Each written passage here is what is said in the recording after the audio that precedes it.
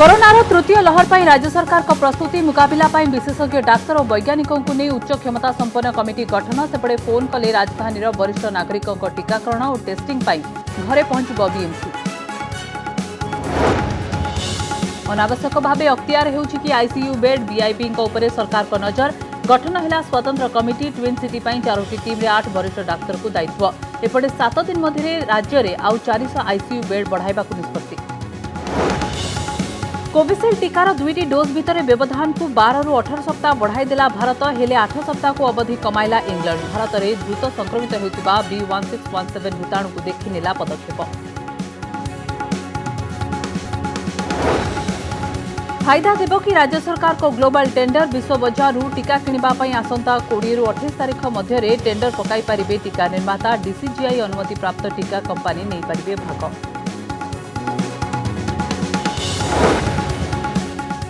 Corona संकट भितर बात्या विपद भयंकर रूप नहीं स्थलभाग में माड़ हो पारे अरब सागर सृष्टि होता बात्या चकते मंगलवार अपराह गुजरात पोरबंदर और नलिया भितर छुईपारे स्थलभाग। देश में कमुछि संक्रमण 24 घंटे 3,26,000 नुआ आक्रांत चिन्हट 31,000 कमिला सक्रिय संक्रमण संख्या एपटे राज्य में दैनिक संक्रमण 11,805 21 मृत राज्य में सुस्थ हेले रेकर्ड संख्यक रोगी।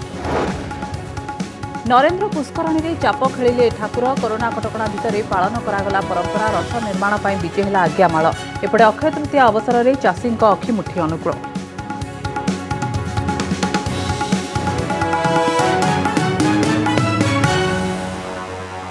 कोरोनार द्वितीय लहर रे सारा देश में हाहाकार परिस्थिति सृष्टि करने पर तृतीय लहर आगरू प्रस्तुति आरंभ कर राज्य सरकार। तृतीय लहर आसिले मुकाबला पाई एबेठारू राज्य तैयारी करछंती मास्टर प्लान। तृतीय लहर को मुकाबला पाई उच्च क्षमता संपन्न कमिटी गठन करछंती सरकार। देशर विशेषज्ञ डाक्तर और वैज्ञानिक एही कमिटी रे रही सरकार को कोरोना मुकाबला रे बाट देखाइबे। देशर 3 जण बछा बछा डाक्तर एवं राज्य सरकार डीए मीटिंग को नहीं गठित यह उच्च क्षमता संपन्न कमिटी परामर्श रे कोरोनार तृतीय लहर मुकाबला करने को प्रस्तुत होइछंती राज्य सरकार। डॉक्टर श्रीनाथ रेड्डी चेयरमैनशिप रे गोटे उच्च क्षमता संपन्न परामर्शदाता कमिटी करा जायछे जे कि राज्य सरकार को विभिन्न परामर्श देवे। डॉक्टर श्रीनाथ रेड्डी अध्यक्षतार यह कमिटी अछंती देशर 3 विशेषज्ञ डाक्तर और वैज्ञानिक। डीएमईटी सीबीके महांती यह कमिटी आवाहक रही। महामारी कोरोना मुकाबला नहीं यह कमिटी सरकार को परामर्श देव।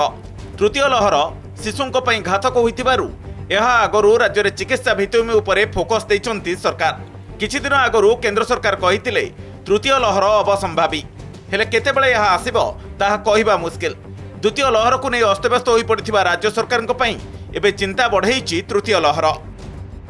विशेषतः छोट पिला मानक पई जो मान को वर्तमान फर्स्ट एवं सेकेंड वेव रे एते अधिक अफेक्ट करू नथिला भविष्य रे जेहेतु से माने अफेक्ट होबार चांसेस बहुत अधिक अछि से मानक पई कौन कौन इंफ्रास्ट्रक्चर दरकार आईसीयू वेंटिलेटर एवं अन्य चिकित्सा एवं तापाई जो मैन पावर जो माने ट्रीट करेंगे से सब विषय से माने एडवाइस देवे।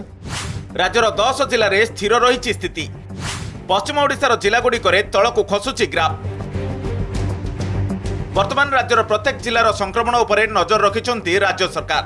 10 जिले में पॉजिटिविटी हार समान स्तर में रहिबा सह तल को खसिबाकु लागिलानी। पश्चिमांचल जिलागुड़िक तल को खसुची पॉजिटिविटी हार। राज्य में वर्तमान लॉकडाउन लागुर सुफल मिलुची। संक्रमण संख्या कमुथिबारु समस्त को सजग हेबा सहित कोरोना नियम पालन करने को निवेदन करछंती मुख्य शासन सचिव। मैं आशा करुच्छे आमे जदि समस्ते स्ट्रिक्टली ये जो गाइडलाइन सब अच्छी कोविड गाइडलाइन सब अच्छी ताकू जदि आमे मानिबा ताले भविष्य रे आमे कोविड संक्रमण को खूब शीघ्र कमे दे परिबा। वरिष्ठ नागरिकों पई बीएमसी रो बड़ पदक्षेप। टेस्टिंग रु टीकाकरण पई टोल फ्री नंबर।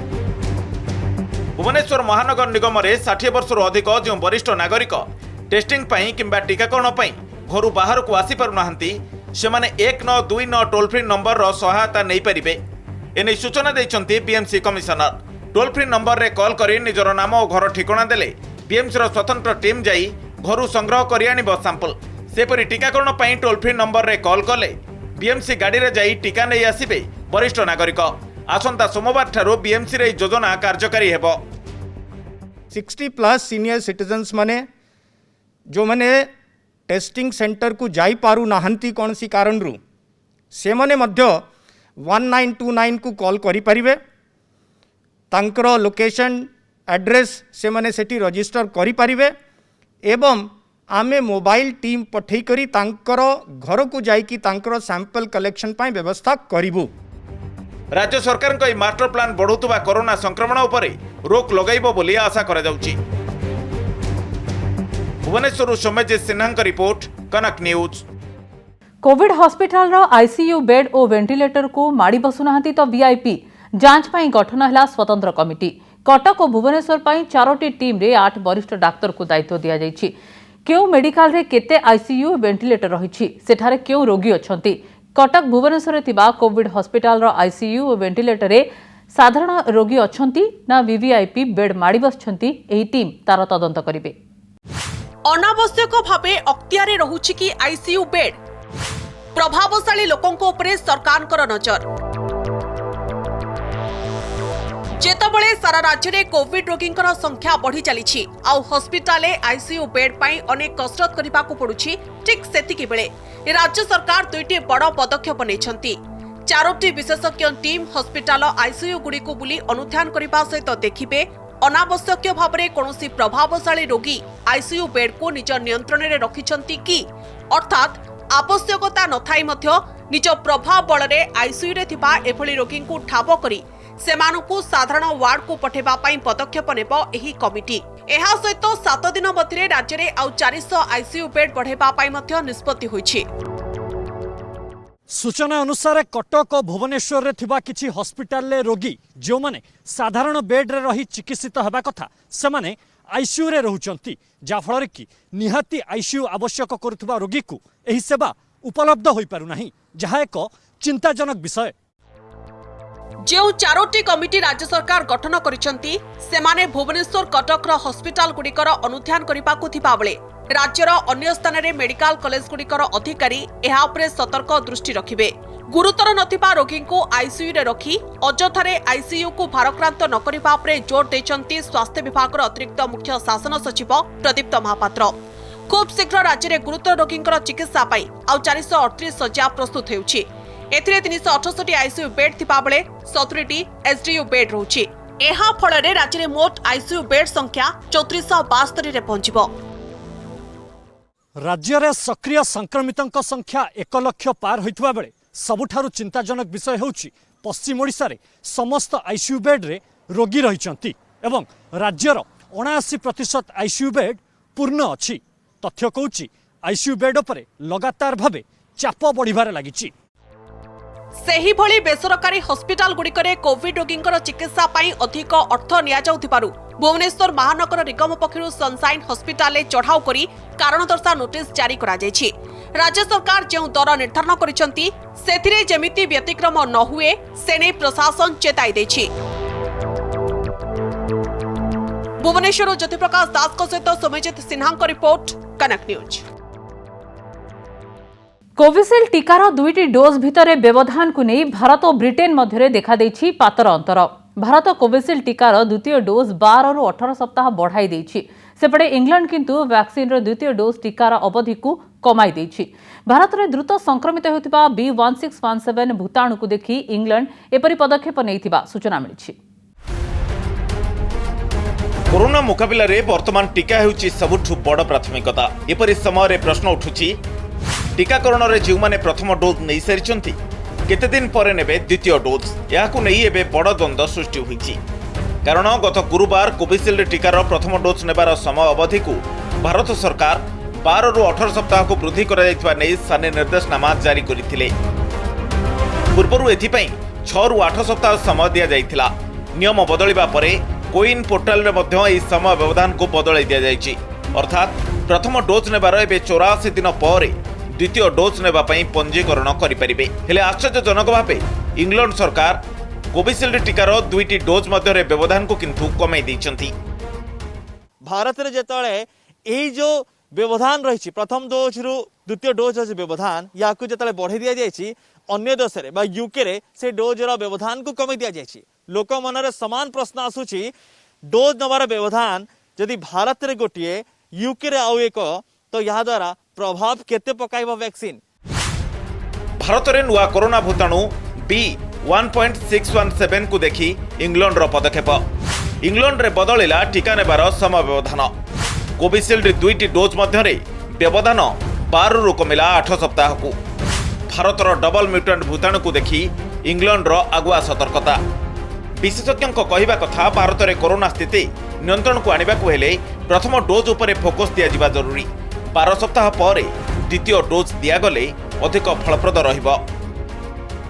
ब्रिटेन रे प्राय 49.4% पॉपुलेशंस को फर्स्ट डोज एस्ट्राजेनेका वैक्सीन द्वारा वैक्सीनेट करा जाय परिछि जहा द्वारा कि सेमानकर हॉस्पिटलाइजेशन आउ डेथ टोलटा को रोका जाय पारुछि समान भाव में जेहेतु आम देश में मध्य प्रबल मात्रा रे हॉस्पिटलाइजेशन एवं डेथ कोविड-19 रिलेटेड होउछि एवं वैक्सीन मैन्युफैक्चर मध्य लिमिटेड अछि तो फर्स्ट डोज द्वारा जेते बेसी मात्रा रे लोकन को वैक्सीनेट करा जाय परिबो सेटा सांप्रदायिक परिस्थिति पे खूब भलो जो माने वैक्सीन प्रस्तुत करछंती से माने जानिछंती कि यार प्रभाव केते दिन रही पारिबो साधारण लोक ए कथा बुझी पारिबे नै बोधुए जो देश रे जेतिक परिमाण रे टीका रहिछि से माने सेही परिमाण ही समय के घुंचे दोछंती किंतु यार सीधा साधा प्रभाव साधारण लोकन ऊपर पड़िबो कारण ताहाले जेतिक प्रभाव से डोज रहबा कथा से वैक्सीन रहबा कथा होय तो जेतले ताहा टीका दान करा जिवो तार प्रभाव सेतिक नथिबो। कोविशील्ड टीकार 2टी डोज मध्य 2टी देश भारत और इंग्लैंड आपणाइछंती 2टी समय भारत में द्रुत संक्रमण एवं टीका अभाव भितर 2टी देशर 2टी समय व्यवधान सृष्टि करिछि प्रश्नवाची प्रश्न उठुछि प्रकृत में केते दिन व्यवधान रे द्वितीय डोज टीका नेले यह अधिक प्रभावी हेबो। ब्यूरो रिपोर्ट कनक न्यूज। टीका अभाव दूर करने पाई ग्लोबल टेंडर प्रक्रिया आरंभ कर राज्य सरकार ए टेंडर जरिया 3 कोटी 80 लाख डोज किनिबा को लक्ष्य रखा जायछि तेबे एथिरु केते फायदा मिलिबो ताहा समय कहिबो कारण जो टीका को डीसीजीआई अनुमति देथिबो केवल सही कंपनी ही टेंडर रे भाग नै परिबे। टीका पाई आरंभ होला ग्लोबल टेंडर प्रक्रिया विश्व बजारु 3 कोटी 80 लाख टीका किनिबो ओडिसा आमे चेष्टा करछु जते शीघ्र वैक्सीन मिलिबो सेते शीघ्र आमे राज्यवासी को समस्त को वैक्सीनेट करबा प्राय 3 कोटी 80 लाख वैक्सीन किनिया पे टेंडर करा जायछि एवं मात्र 4 मास टाइम दिया जायछि सप्लाई करिया पे। राज्य में टीका अभाव को दूर करने जोरदार उद्यम आरंभ करिसेंती राज्य सरकार ग्लोबल टेंडर जरिया टीका किनिबा पई लक्ष्य रखा जायछि आसंता 20 तारिख रे ऑनलाइन टेंडर आरंभ होइबो आ 28 तारिख परे खोला जिवो टेंडर जो फार्मा कंपनी टेंडर पाइबो ताकू 4 मास भितरे समस्त टीका देबाकू पड़िबो टीका पाई 4 मास समय 30 दिन रे देबाकू हेबो 75 लाख टीका 60 दिन रे 2 कोटी 25 लाख 90 दिन रे 3 कोटी 75 लाख 120 दिन भितरे 3 कोटी 80 लाख टीका जोगाइबो। टेंडर प्रोसीड्यूर जा प्रोक्योरमेंट गाइडलाइन अनुसार आर प्री बिड फाइनलाइजेशन सबू हम कार्य आरंभ होई टेंडर रे सरकार तरफ 3 कोटी 79 लाख पाखापाखि 3 कोटी 80 लाख धरतु टीका रो किनिबार व्यवस्था प्रावधान करा जायछि।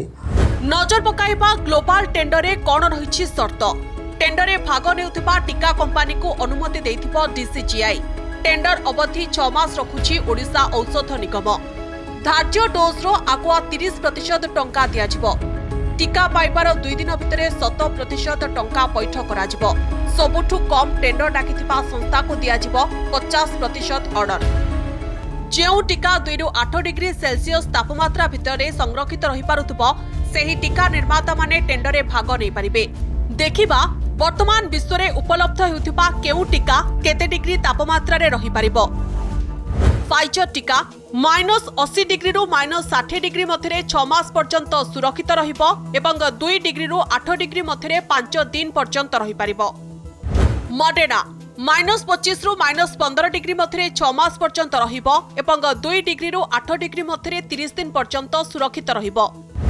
कोवाशील्ड 2 डिग्री रु 8 डिग्री मध्य 6 मास पर्यंत सुरक्षित रहिबो। स्पुटनिक भी तरल आकार में -18.5 डिग्री एवं पाउडर आकार में 2 डिग्री रु 8 डिग्री।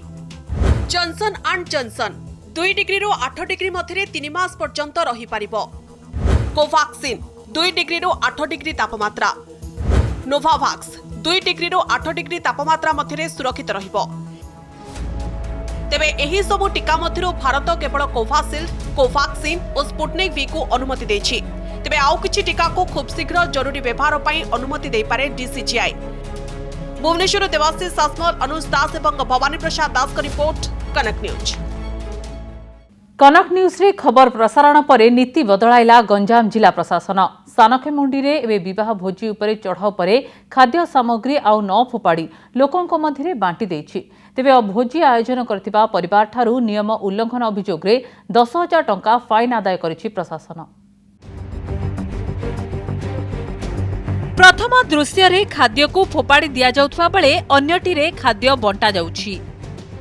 एही दुईटी दृश्य हेउछि गंजाम जिलार।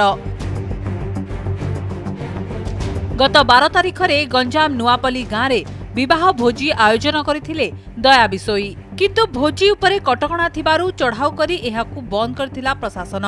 एथिसह लोकंको पई प्रस्तुत होइतिबा समस्त खाद्य को नष्ट कर देथिला। कोरोना समय बहु लोक भोकरे रहुथिबा बेले प्रशासनर एभली कार्य को नहीं सामाजिक कर्मी प्रश्न उठाइथिले। एने शुक्रवार कनक न्यूज रे खबर प्रसारण हेबा परे बदलिछि प्रशासनर कार्य। कनक न्यूज रो प्रभाव बदलिला प्रशासनर कार्यशैली। चढ़ाऊ कला, खाद्य बांटिला। विवाह भोजी उपरे कटकणा लागू होइथिले मध्य शनिवार भी सानखेमुंडी ओस्ता जगन्नाथपुर शिवराम प्रधान भोजीर आयोजन करथिले। धूमधाम रे चलीथिला भोजी भातर आसर। एई खबर पाइबा परे चढ़ाऊ करथिले प्रशासन। नियम उल्लंघन करिथिबारु 10,000 टंका फाइन भी करथिले, किंतु भोजी पई प्रस्तुत खाद्य को सेदिन भली आउ नष्ट करिनथिले।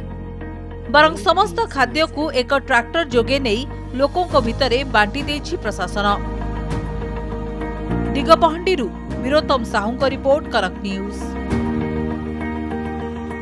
अरब सागररू माड़ी आसुछि अति भीषण बात्या तटे। मंगलवार अपराह्न रे एहा गुजरातर पोरबंदर एवं नलिया भितरे स्थल भाग को छुईब बोली कहुछि। 5टी राज्य केरल, कर्नाटक, तमिलनाडु, गुजरात एवं महाराष्ट्र उपरे एहार प्रभाव पड़िबा आकलन करा जायछि। एहाकु आखि आगरे रखी आरंभ होइछि प्रस्तुति। कोरोना संकट भितरे बात्या विपद।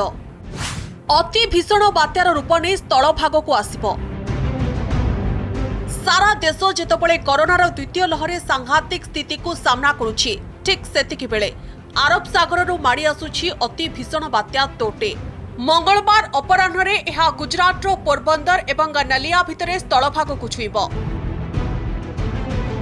बात्या गतिपथर एहा हेउछि सांकेतिक चित्र। 2021 रो प्रथम बात्या आसंता 6 घंटारे भीषण बात्यार रूप नेबाकु थिबा बेले एहार 12 घंटा भितरे अति भीषण बात्यार रूप नेब। एही समय बेलकु पवन बेग घंटा प्रति 150 रु 160 किलोमीटर रही पारे। 5टी राज्य केरल, कर्नाटक, तमिलनाडु, गुजरात एवं महाराष्ट्र उपरे एहार प्रभाव पड़िबा नै आकलन करा जायछि। एहाकु आखि आगरे रखी आरंभ होइछि प्रस्तुति। 53टी एनडीआरएफ टीम एसबु राज्य रे मुतयन करा जायछि। भारतीय पाणीपाग विभागर आकलन अनुसार अति प्रबल वर्षा किछि स्थान रे भूस्खलन मध्य घटाई पारे। रविवार पर्यंत एही स्थिति केरल, कर्नाटक एवं गोवा उपकूलवर्ती जिलागुड़िकरे देखिबाकु मिलिबो। गुजरातर सौराष्ट्र एवं कच्छ रे मंगलवार एवं बुधवार एहार यथेष्ट प्रभाव रहिबो। सेही भली लक्षद्वीपर तलिया अंचल पाई बन्या आशंका थिबारु अलर्ट जारी करा जिबा सहित तमिलनाडु एवं राजस्थान मध्य बात्या प्रभाव रे वर्षार सतर्कबाणी दिया जायछि। जदि बात्यार प्रभाव यथेष्ट अधिक रुहे सेथिपाई नौसेना को मध्य स्टैंड बाय रे रखा जायछि। प्रधानमंत्री नरेंद्र मोदी स्थितिर आकलन पाई नैछन्ति उच्चस्तरीय बैठक। जातीय विपर्यय प्रशमन अधिकारी सहित होइतिबा बैठक रे मुकाबला पाई किभली प्रस्तुति करा जायछि तार समीक्षा करा जायछि। सेही भली बात्यार प्रभाव को आखिरे रखी अनेक विमान उड़ान को बातिल करा जायछि। ब्यूरो रिपोर्ट, कनक न्यूज। चाषी खाता को टंका जिबा परे आरंभ होईछि राजनैतिक बयानबाजी। कृषि विभाग उपदेष्टा कृतिबास पात्र कहते गतकाली राज्य में 920 कोटी टंका राज्यर चाषी को कालिया योजना माध्यम मिलिला। ए टंका चाषी मानक पई एक वरदान सदृश। तेबे आज भली दिन में केंद्र सरकार प्रधानमंत्री और केंद्र कृषि मंत्री पाखरे दाबी करुछि कि पीएम किसान योजना रे क्षुद्र नाममात्र चाषी और भूमिहीन चाषी को सामिल करंतु। सेहीपरि बीजेपी नेता प्रदीप पुरोहित कहते प्रधानमंत्री देशर समस्त चाषी को 6000 टंका लेखाएं देबाकू निष्पत्ति नहीं सारिछंती। सेही क्रम में गतकाली अष्टम किस्ती रे देश में 9 कोटी 50 लाख चाषी को 19,000 कोटी टंका देइछंती। राज्य तालिका देले केंद्र फायदा देबार कौनसी असुविधा नाही बोली प्रधानमंत्री कहते। विजु जनता दल बारंबार अभियोग करुछि कि भूमिहीन और भाग चाषी को एथिरे सामिल करा जाऊ। ओडिशा रे केते भाग चाषी भूमिहीन चाषी अछंती राज्य सरकार ए चापत हिसाब करि नाहंती। सेबडे बीजेपी कृषक मोर्चा अभियोग पर जवाब रखिछि बीजेडी विधायक अमर शतपथी कहते एते संख्यक लोकों तालिका करबा बेले त्रुटि विद्युति हुए जहाँ करा जाउछि तथ्य आधारे करा जाउछि सर्वे आधारे जहाँ हेबो कराजिबो। भूमिहीन और प्रकृत चाषी को राज्य सरकार सहायता करुछंती बोली कहते अमर शतपथी।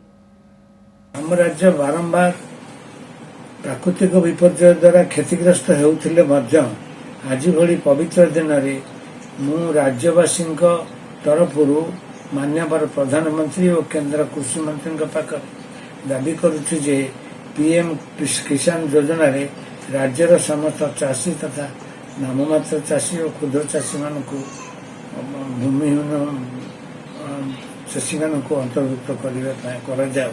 ओडिशा रे प्रसंग उठुछि जे विजु जनता दल तरफ ओडिशा अभियोग करा जाउछि जे एथिरे भूमिहीन चाषी भाग चाषी को सामिल करा जाउ।